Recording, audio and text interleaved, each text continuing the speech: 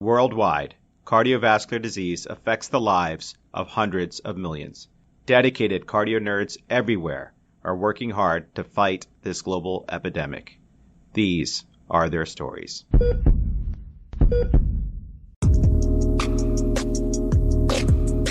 Welcome back, CardioNerds. It's Amit and Dan. Thanks for joining us as we tour fellowship programs across the country. As part of the CardioNerds Case Reports series, produced in collaboration with the American College of Cardiology Fellows and Training section, each episode will feature a cardiology fellowship program. Fellows from that program will present and teach about a fascinating case and share what makes their hearts flutter about their program. Each case discussion is followed by an E-CPR segment from a content expert and a message from their program director. Before we dive in, just remember, we are an independent educational platform. This podcast is not meant to be used for medical advice. The views expressed here do not necessarily reflect the opinions or policies of our employers. The case you're about to hear is 100% HIPAA compliant.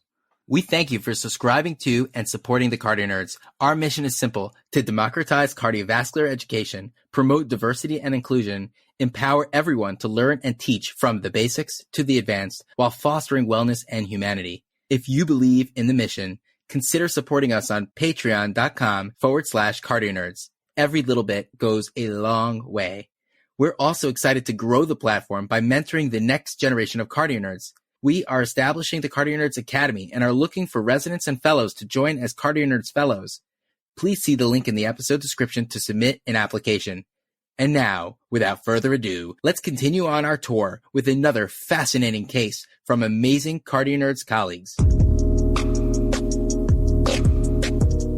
CardioNerds, welcome back to another awesome case discussion. We are so privileged to be joined by colleagues and fellows from Baylor Cardiology Fellowship Training Program. We are excited to have on with us Doctors Khurrum Khan, Johns Suffredini, and Aliza Hussain. Guys, welcome to the show. So excited to learn from you. Would you mind introducing yourselves? Hi, everyone. I'm Khurrum. I'm really excited to be on the show with you. I grew up in Houston. I've been in Houston since I was 4 years old, and now I've pretty much been here forever. I wanted to stay for medical school, so I was at Baylor, and then I was at Baylor College of Medicine for residency, and I'm here for fellowship now. I'm interested in doing EP when I finish general cardiology. All right. Thank you guys so much for inviting us on. I'm John. I also grew up in Houston, Texas. I went to University of Texas for undergrad, and then actually have moved around the country. I went to Philadelphia College of Osteopathic Medicine in Atlanta for med school, and then up to University of Kentucky for internal medicine residency, and now have returned back home to Houston, Texas for a cardiology fellowship. I am interested in doing interventional cardiology. Hi, everyone. I'm Aliza. Thank you for having me here. I'm originally from Pakistan, and that's where most of my family is. I grew up there and spent some years in India as well. I did my medical school in Karachi from Aga Khan University, and then moved for residency to a UPMC in Pittsburgh. Last year, I moved to Houston to do a year in preventative cardiology as part of a 4-year track. And now in July, I transitioned to the general cardiology fellowship here at Baylor. I'm interested in doing prevention, maybe imaging, and my research interests are to do with cardiac biomarkers, some risk stratification, and a bit of lipidology. Wow, Khurrum, John, Aliza, thank you so much for joining the show. And we are so excited to be here in Houston on such a beautiful sunny day. Can you guys take us to your favorite chill spot so we could talk about some serious cardiology? Amit and I are just so excited to be here. All right. We're so glad that you guys are joining us. So we are going to Hugo's for brunch. It's one of the many restaurants that's participating in Houston Restaurant Week. So let me tell you a little bit about both real quick. So Hugo's is an upscale Mexican restaurant. It's the flagship restaurant of Chef Hugo Ortega. It's been around for nearly 2 decades, and it features imaginative and really fantastic meat and seafood entrees with a festive ambiance. Really enjoy going here with my co-fellows. And Houston Restaurant Weeks really is one of the best times of the year. It's an annual month-long dining extravaganza. It's the largest annual fundraiser for the Houston Food Bank. It's an exciting month. It offers special menus for brunch, lunch, and dinner to many of the fine dining restaurants in Houston. So if you're a foodie, you're going to absolutely love Houston Restaurant Weeks, as it gives you the option to really explore some new restaurants and go around town and check these places out. Guys, CardioNerds are many things. Educators, cardiologists, nerds. But being a foodie is definitely chief among them. So thank you for taking us to this awesome place. What better way to spend a Sunday? let's get to talking about a great case. What do you guys have for us? Yeah, so let me tell you all about a great case that I saw recently when I was in the CCU. A man in his mid-40s with a history of vaping came in with chest pain. He was recently seen by pulmonary for shortness of breath, chest tightness, wheezing, and he was diagnosed with EVALI. EVALI. What the heck is that? It sounds kind of nice. Oh, so I've recently heard about EVALI. EVALI is an e-cigarette or vaping product-associated lung injury. It's also known as vaping-associated pulmonary injury. It presents as a spectrum of different illnesses, all the way from fibrinous pneumonitis to diffuse alveolar hemorrhage, sometimes organizing pneumonia. And it actually gained prominence back in 2019 of last year when Wisconsin reported a couple of cases to the CDC, their first cluster of lung injuries. And since then, actually, it has broken out into multiple states. What's interesting about it is that it usually affects younger people. So 80% of the lung injuries have been seen in people less than 35. And it has a male predominance. Mahmood, actually one of the co-fellows here, second year at Baylor, published a study that showed that 1 in 20 young adults are actually using some sort of vaping or e-cigarette use. And the use is increasing from 2016 to 2018. He published that from data using the behavioral risk factor surveillance system. So I suspect that this would be more and more common in our practice now to see something like this. Yeah, it was really cool, actually. I hadn't heard much about EVALI until I saw this case, and it was great to read more about it. And so patient was started on a steroid taper for EVALI, and during that initial evaluation, he also had a nuclear stress test, which was ordered and done, and it was negative for any areas of ischemia. His chest pain, when he came in, had been going on for a few hours. It was waxing and waning, but it was persistent. He wasn't really sure what makes it better or worse, and it wasn't affected by breathing. It wasn't associated with shortness of breath, fevers, chills, vomiting, or abdominal pain. He had never had anything like this before. Did he have any medical problems? Actually, can I ask along the history? So I'm glad you guys are educating us about this condition. I didn't know too much about EVALI in the past, but it sounds like some sort of a toxic parenchymal lung injury related to vaping. Could chest pain and dyspnea not just be residual consequences of EVALI? What's raising our alarm bells to further evaluate this? Yeah, the patient himself felt like the chest pain was very severe compared to anything he had in the past. And so he was really concerned and came into the ER. Yeah, and I think EVALI has more of pulmonary shortness of breath, cough, those kind of symptoms. Chest pain is like a component of it, but like this guy has predominant chest pain, not shortness of breath. So, you have to still rule out the other stuff. Yeah, no, that's very helpful. Chest pain has such a broad differential diagnosis. And, I think it just highlights the importance of listening to our patient. If he says, look, maybe I had some chest discomfort before, but this is totally different. That itself is more than enough to dive into a differential diagnosis and further evaluation. Thank you. This may or may not be classified as substance abuse, but especially patients that are involved with substance abuse, sometimes they come with actual problems that are not related to the substance abuse. And so it's incredibly important to listen to the patients and kind of tease out, is this a new thing, a new phenomenon? Are they reaching out about another issue that's ongoing besides things that may be linked to their polysubstance abuse? So just a great example of listening to the patient. Love it. Khurrum, did the patient have any other major medical history? No, really, he just had this history of asthma and EVALI. And so he only used some inhalers, albuterol, Symbicort, and ipratropium. He also doesn't have any family history of cardiac disease. How long had he been vaping for? So he had been smoking since his teenage years, but then within around the last 1 year, he changed over exclusively to vaping. He thinks it's easier, and he said it was more socially acceptable for him. He said he doesn't use any other drugs and just uses social alcohol.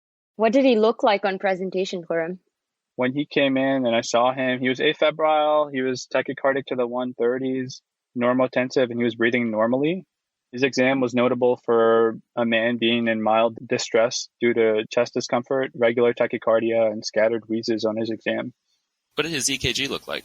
So yeah, here I have an EKG picture on my phone if you want to take a look at it. Yeah, it looks like there's anterior ST elevations as well as deep Q waves across the anterior leads. Yeah, and he had an old EKG as well. These are new in comparison to the prior. Yeah, so what do you guys want to do at this point? What would you have done? So I have a 40-year-old male who's having some chest pain and I have some ST elevations on an EKG. I'd activate the cath lab. I'd get the STEMI pager going. All right, perfect. So that's pretty much what happened.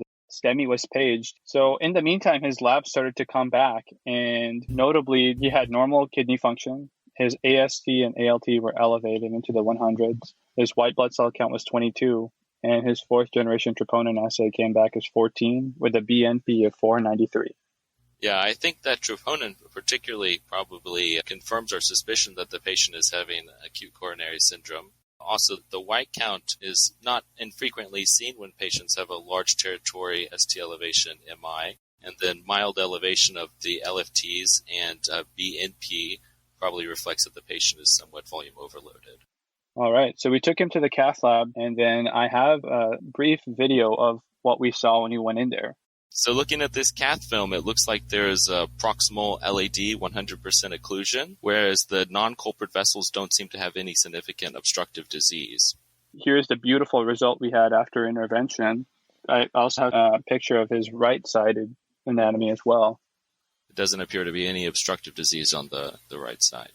Yeah, so it's interesting how his nuclear was negative, which was only done a month ago. We usually get a nuclear stress test, and it's an excellent non-invasive means of identifying flow-limiting coronary stenosis. But we have to remember that the sensitivity of both exercise or vasodilatory nuclear stress, SPEC, for example, averages 87-89%. And what's more important to remember in this case is, a normal nuclear stress test does not translate into zero cardiovascular events. In fact, even with a normal stress test, there's like a 0.3 to 0.5% of having an annual event rate of cardiac death or non-fatal MI. And it's not surprising because if you think about it, a nuclear stress test basically rules out stenosis that are greater than 50%, but most of your plaque ruptures occur in mildly stenotic atherosclerotic plaque, which is less than 50%. So that's sort of what happened in our case, I guess. His nuclear stress test was negative, but he did eventually have a plaque rupture. I wonder if there's any link to this vaping and EVALI. I don't know what the significance of that is and maybe related to inflammation. In multiple cases of EVALI, they've noticed that patients have high markers of coagulation, such as INR, and inflammation like ESR, CRP, procalcitonin. And e-cigarette or vaping also increases sympathetic nerve activity, platelet homeostatic function, reactive oxygen species. There's endothelial dysfunction, arterial stiffness, all the things that you see in, atherosclerotic cardiovascular disease. So, I'm just wondering here if there's any link at all. Those are some great points, Aliza. I think specifically regarding the nuclear stress test and how it might be almost easy to fall into the trap of thinking that, a patient just had a normal nuclear stress test. If they're coming in with chest pain, it's probably not ACS. But like you said, you still have to evaluate the patient and take the full clinical picture into consideration. Yeah, I agree.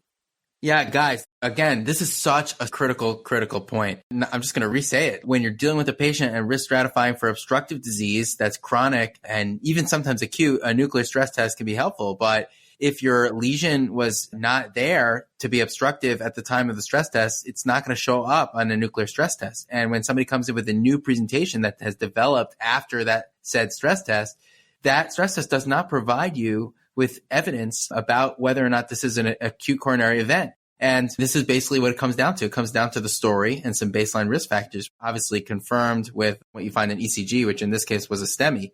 But I totally agree with you guys. This is like a very important point to make. And so patient tolerated the procedure well, and then he was in the CCU. And so then we got an echo. And so these are the echo videos that we got. You can see here that the apical anterior and anteroseptal segments are down, which goes along with the area of his disease, which was the LAD on the cath. Some other things that, you'd want to sort of rule out in this situation when such a large area of the anterior wall is involved is, and we've used contrast for that, is if there's an LV thrombus there, because that would change management. Other things to rule out would be some of the mechanical complications associated with anterior wall MIs, like a VSD, and also what the ejection fraction or what the systolic function is, because that changes management, what medications I send them home on. So you can see that there's some apical anterior and anteroseptal segments that are involved, which go with the area of the disease on his cath, which is the LAD. So I couldn't agree more. The post-STEMI echo provides such a wealth of information.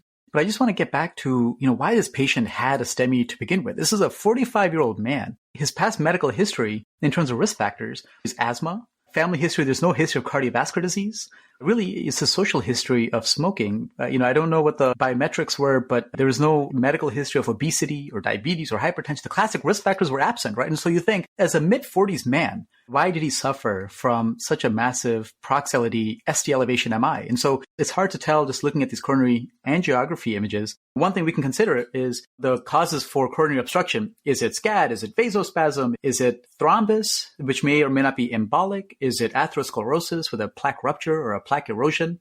So in this situation, there's like almost an abrupt cutoff. And so one thing I'd wonder about is, was there actually underlying plaque? Or was this a sort of an embolic coronary occlusion? One thing is, just looking at the rest of the images, all the other coronary tree looks like it was pretty devoid of luminal irregularities. So this is not somebody who has prolific plaque everywhere. So that's one consideration. The second consideration is, I just don't know that much about the cardiovascular effects of e-cigarettes or vaping. And I imagine, beyond the known correlation with arrhythmias, there really isn't that much known about it at all. But could that have been a predisposing factor in some way? Right. We just don't have enough data with vaping. I mean, there's some cross-sectional studies that show some association, but again, there's no temporality, there's no causality that's been established yet. And also, we don't know if they're prothrombotic. We certainly don't have enough information with EVALI because it's just case series at this point. But it'd be interesting to sort of follow along and see over the years what kind of cases we see, cardiovascular complications from this syndrome. Yeah, and this is why I wanted to talk about this case with you guys, because it was really interesting to me for all of the reasons that were just mentioned, that, hey, this guy just came and had this significant event. And so it's going to be really interesting, I think, to see as we get more data on people that have been vaping and any kind of cardiovascular events that they have. It will be great to see what kind of data and what linkages are discovered as we get more points of information going forward. And even though the data is not definitive, the 3 or 4 cross-sectional studies that have looked at e-vaping and the connection to ACS have found a correlation, although, that doesn't prove causation, but there is a correlation between vaping and ACS events.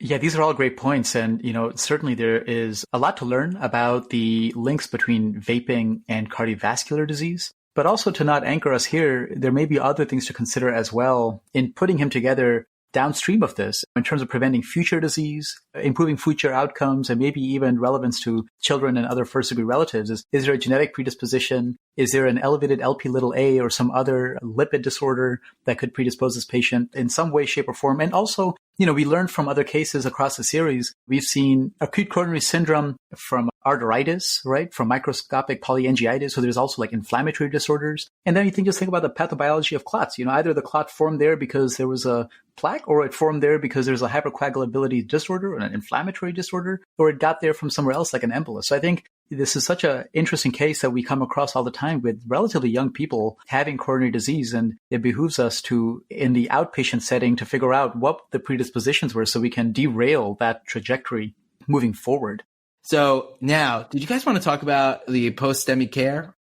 And so otherwise, he was doing well. Hemodynamically, there was no concern about cardiogenic shock or acute heart failure. So he was able to tolerate the addition of a beta blocker early on. We put him on metoprolol and then ACE inhibitor. And additionally, he was on high-intensity statin. And so we had him on pretty much all of the essential medications for post-STEMI. The patient, he did really well following the procedure. He recovered, and then he was discharged without complication. All right, guys, thanks for walking us through that. Another life saved, and hopefully he'll be bridged over to some sort of prevention clinic that can kind of start understanding what his true predispositions were, vaping or no vaping, and get him on a track for improving his health, integrated with cardiac rehab and multidisciplinary preventive efforts. So I'd love to hear at this point what you guys love about cardiology and what makes your heart splutter about training at Baylor. Yeah, so I can start since I'm the first year and I just recently joined. I joined Baylor. I moved from Pittsburgh to Baylor, mostly initially for the city. I think it's a very diverse city. I moved from Pakistan, so I wanted to sort of have a place where there was a representation of all kinds of different races, ethnicities, and all kind of multicultural food, restaurants. Like Houston has all of that. And then Baylor itself is a very multicultural sort of community as well. And then I love the friendly environment of the fellowship. I think we have all the super fellowships that if anyone wants to do interventional EP, we also have imaging. And then the research drew me as well. I wanted to do preventative cardiology. I did a fellowship in that starting off, and then did some of my research with Dr. Ballantyne, Dr. Virani, for some of the, leading people in prevention right now. So that was sort of why I came to Baylor. I agree with all that. I think Baylor is a fantastic program for so many different reasons. But I would say the number one reason that brought me here was when I went to interview here and I interacted with the fellows. They seemed incredibly friendly, incredibly just entertaining and fun to be around. And I felt like this was a place that was a supportive environment. And since being here over the last year, I think that's all held true, both in how friendly the fellows are, how much of a friendly environment that it's great to train under, and our relationship with the attendings as well. Actually, true. I should mention that as well. Me and John are on Echo together, and last week was a blast. Yeah, guys. So I don't really understand why anybody in medicine wants to do anything aside from cardiology. The most critical organ. We love everybody too. We need our infectious disease experts to help us with endocarditis, and our rheumatologists to help us with microscopic polyangiitis presenting as LAD. But yeah, I'm with you off the record. Yeah, I love, I really understand the physiology in cardiology. I love that cardiology has a robust evidence base for what we do. And really, it's a field that embraces new technology and innovation. And that's one of my passions. And so I really like that about cardiology, is that there's new devices, new technology, and all of that constantly coming out. So it's exciting to be a part of that. And so why specifically did I choose to be at Baylor? So I've been at Baylor for a long time now. When I finished general cardiology fellowship, I will have been at Baylor for 10 years. So there's a reason that I wanted to stick around. And so just a couple of things in general. I love Houston. It's a great city that has everything you would want from a big city, but it's a little different in that there's a lot of space and you can drive around. And I like that part of it. Baylor is in the best medical center in the world, really the biggest medical center. There's a lot of institutions and other medical schools all around us, and a lot of chance to network with different colleagues and leaders in their fields. And, as you may have guessed, I'm a big foodie, and Houston is, I would say, the best food city in the country. And let's argue about that on Twitter. So let me know if you think there's any place that's better. And so now... Do you really want to start a Twitter war? Let's do it. All right, it's on. Yeah. And then finally, specifically why Baylor Cardiology, really just to echo on what Aliza and John mentioned, is that the fellows are so friendly and really a family environment, not only amongst the fellows, but also the attendings. Our faculty they're brilliant people, but they're also very welcoming, easy to work with, and they care about the fellows. And so I think that's one of the very important things when you're looking for a fellowship program that I really want to emphasize for Baylor Cardiology. And if you just meet our attendings and talk to them, they're so down to earth and easy to get along with. Maybe you wouldn't at first think that, hey, these people are actually some of the leaders of the field and they're on the guideline running committees, and yet they're willing to talk to you and help you out and talk you through a clinical scenario or help however they can. So I really like that about our program.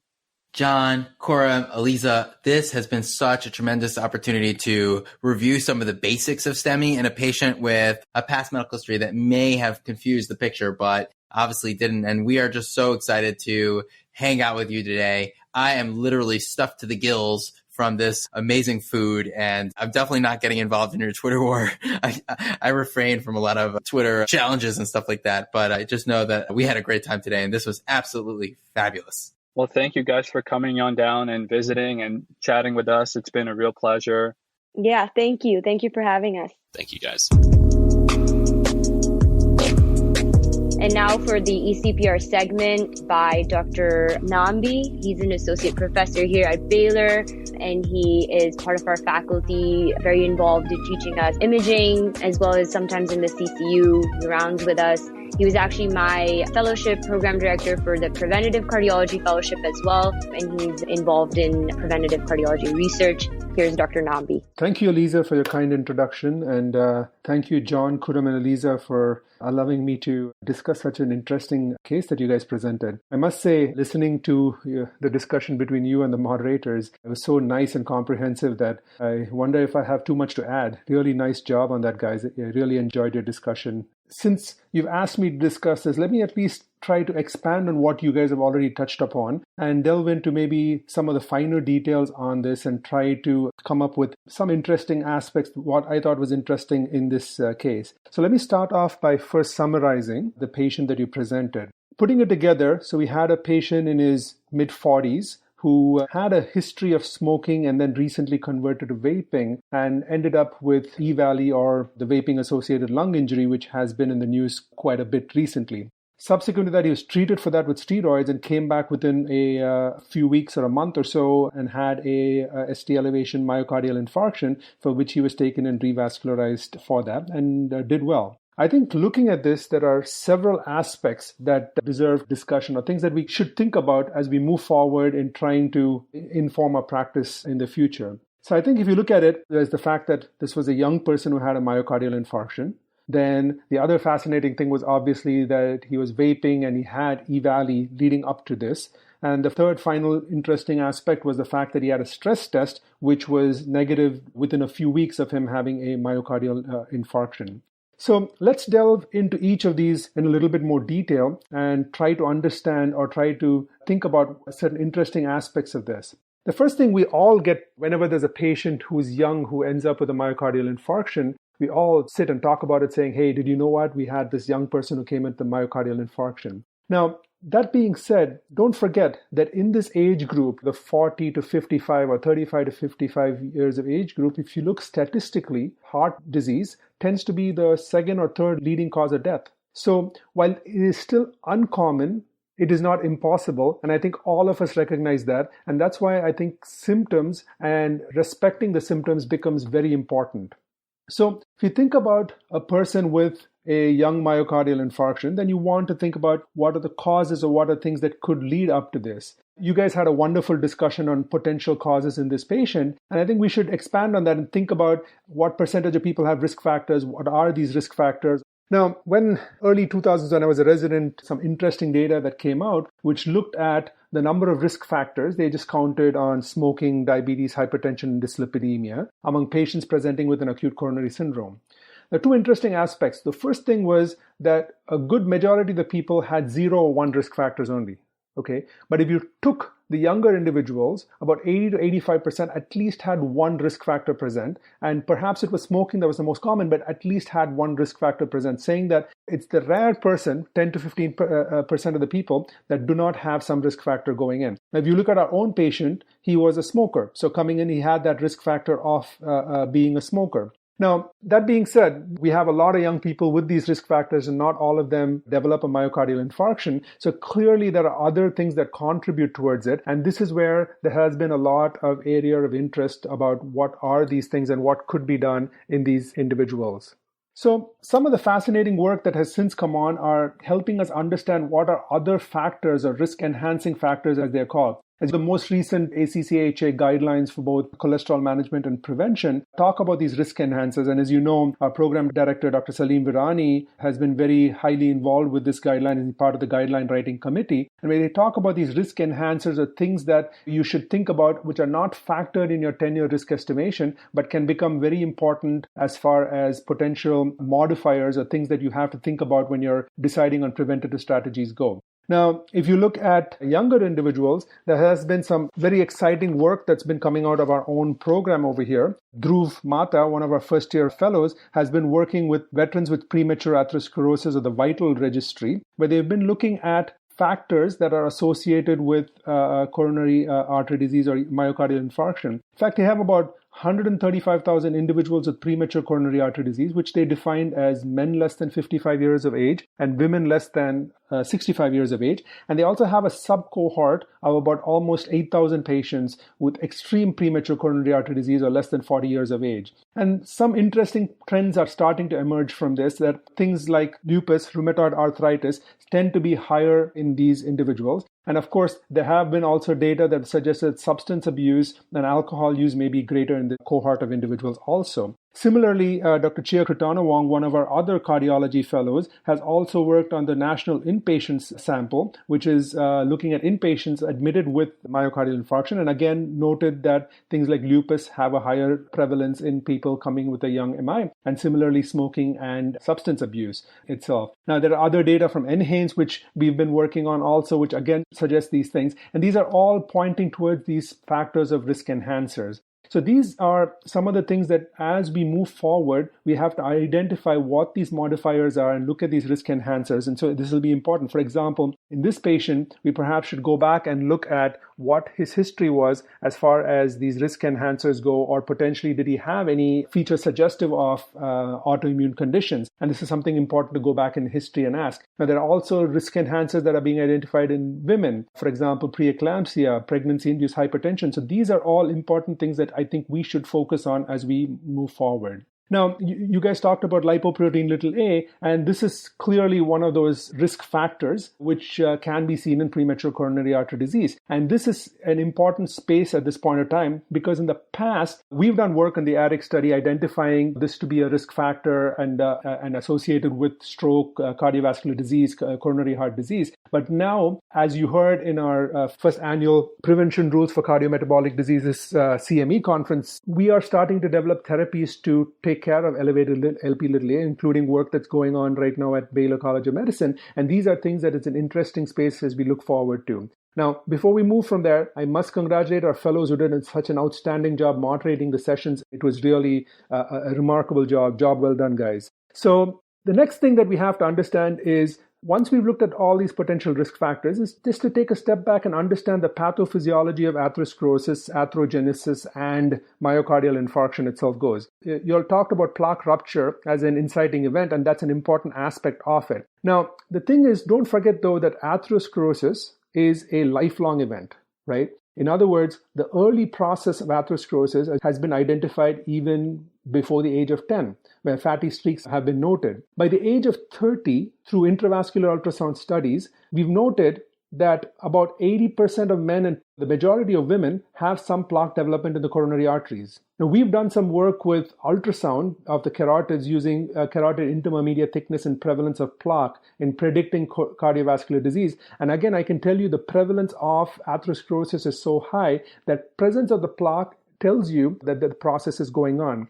Now, in fact, there's another study called the PESA study, which looked at age groups that are relevant to our patient and found that about 35% of the individuals age 40 to 44 and 48% of the individuals age 45 to 49 and 68% of the individuals age 50 to 54 had some plaque development either in the femorals or the carotid arteries. Now think about this. The reason why this is important is that atherosclerosis is a lifelong event. It starts at a young age and it keeps marching along till it finally or eventually manifests at a later age. Now, when it manifests varies from person to person, and that's where these risk modifiers can play a big role. Inflammation is thought as one of the big factors in the pathophysiology and the pathogenesis of a myocardial infarction, and these risk enhancers, certainly a lot of them seem to work through these potential pathways of inflammation and things like that, causing that plaque destabilization and rupture, leading to a myocardial infarction. So, one important thing, you've already talked about this, that the fact that having a negative stress test does not mean you cannot get a heart attack. I think this is a very important point, and I think it's worth it to again emphasize that. In fact, so much so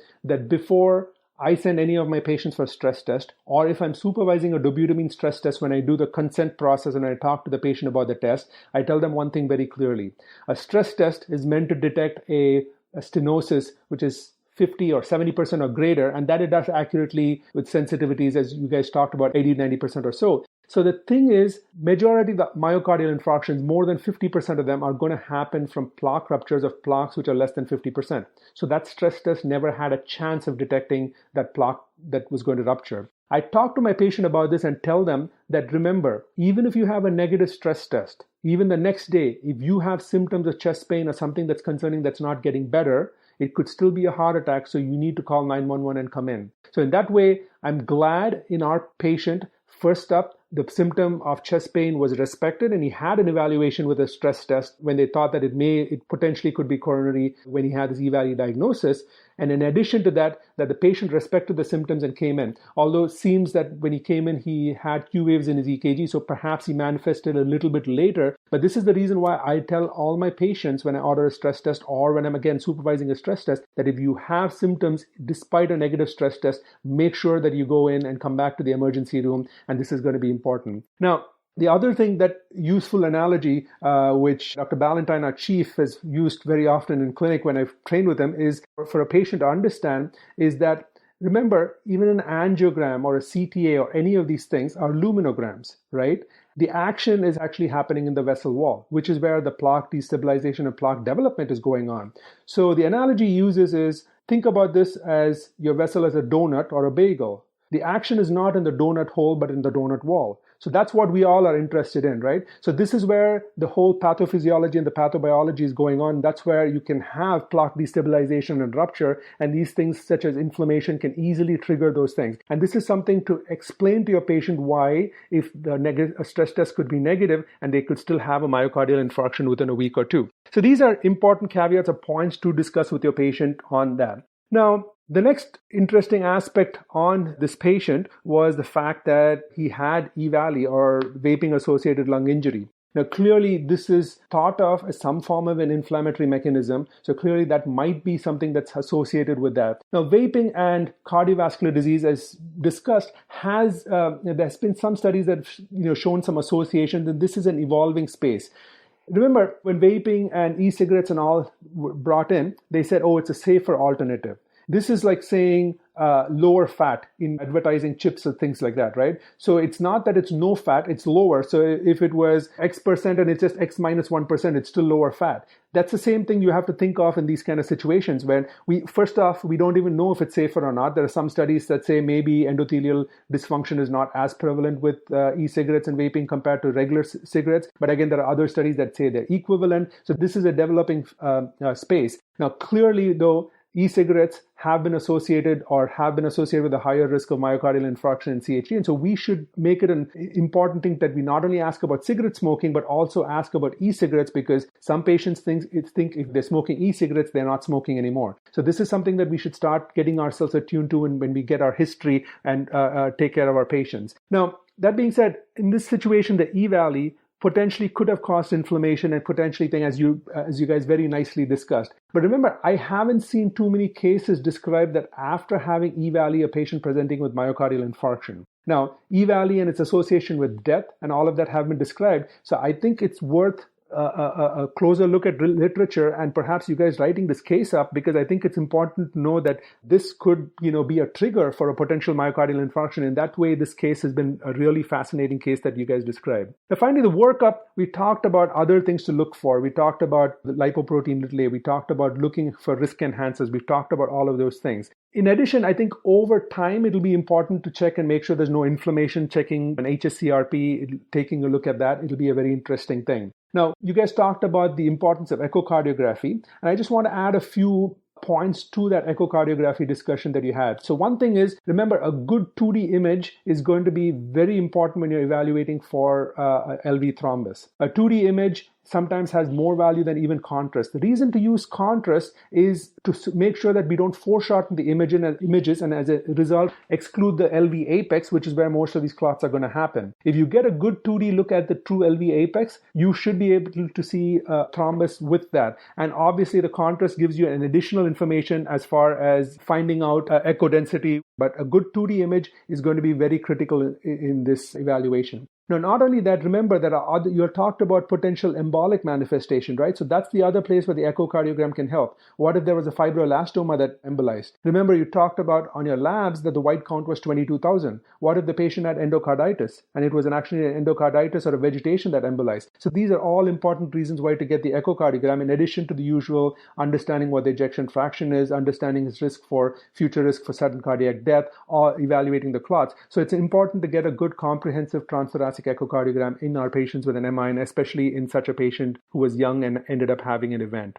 So overall, this was a fascinating case. Now, as far as the management and the plan of treatment goes, it was very interesting. One point of interest actually that I wanted to make is, remember that anti-inflammatories There's been a big focus on that. There have been a couple of nice studies that have come about colchicine use and decreasing myocardial infarction events. So this is something that will be an interesting space. So for example, a patient such as this, if we thought this was an inflammation-based plaque rupture, are these the patients that we should be a little bit more aggressive with medications such as colchicine? So these are obviously not yet there, but in our future, when we see this patient in our clinic, we should be thinking about these strategies, whether this is something that's of benefit for him. Now, the other important thing is aspirin and statin use. We've prescribed it to the patient. But remember, Dr. Mata, Dhruv Mata, we talked about his data from the Vital Registry. He's shown that younger individuals with premature coronary artery disease are less likely to be compliant to these medications. They are less likely to be on aspirin or a statin. So it's very important for us to take the time and discuss with the patient the pathophysiology of an MI and why and what percentage of risk reduction they can get from this and what happens if they don't take these medications.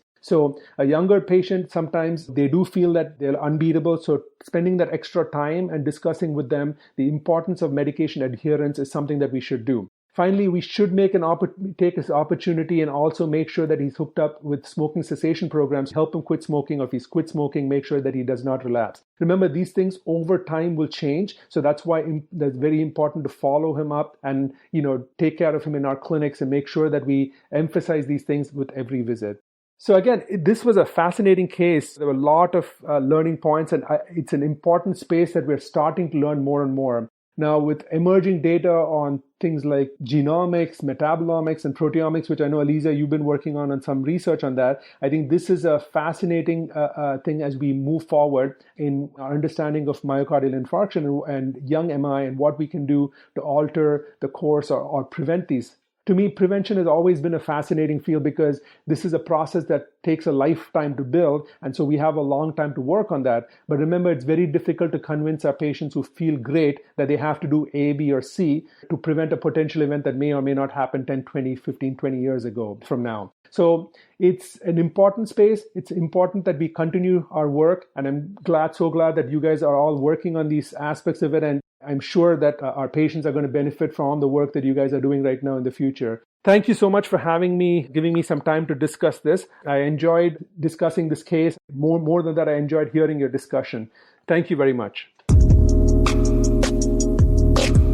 And now a message to the applicant from Dr. Arunima Misra, who is one of the APDs of our program and one of the non-invasive cardiologists at the VA. Hi, I'm Arunima Misra, an APD at the Baylor College of Medicine Cardiology Fellowship Program in Houston, Texas.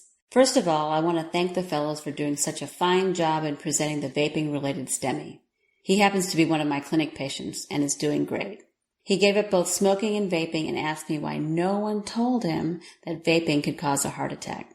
I told him that we didn't know. In fact, only time and further study will tell us if and how vaping can cause STEMIs or other cardiovascular complications. Now let's talk about Houston. I've been in Houston almost my entire life. They call it H-Town or the Bio City because we have so many bios.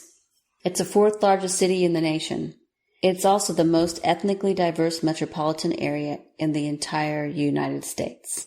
With that diversity comes incredible food, culture, music, and lots of festivals to enjoy. We have an awesome museum district as well as a huge park downtown called Discovery Green. Houston also has a lot of trails to walk, jog, or bike on, and you can even go canoeing in the bios. Houston also happens to be the home of NASA Mission Control, as well as many sports teams, including basketball, football, baseball, soccer, rugby, and we even have horse racing. Oh, and I forgot to mention the rodeo. We have the largest rodeo. So put on your boots and let's go rodeo. You can also eat lots of fried food at the rodeo, including fried Twinkies and Oreos if that's your thing. Just south of downtown, there's the Texas Medical Center, and here we have the Baylor College of Medicine. Baylor College of Medicine was started way back in 1900 by a group of dedicated physicians in Dallas.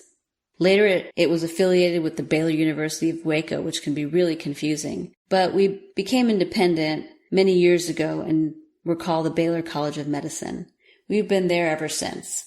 We're also the home of the incredible Michael E. DeBakey, the cardiovascular surgeon who pioneered aortic aneurysm surgery and was the first one to do coronary artery bypass graft surgery successfully in the entire world.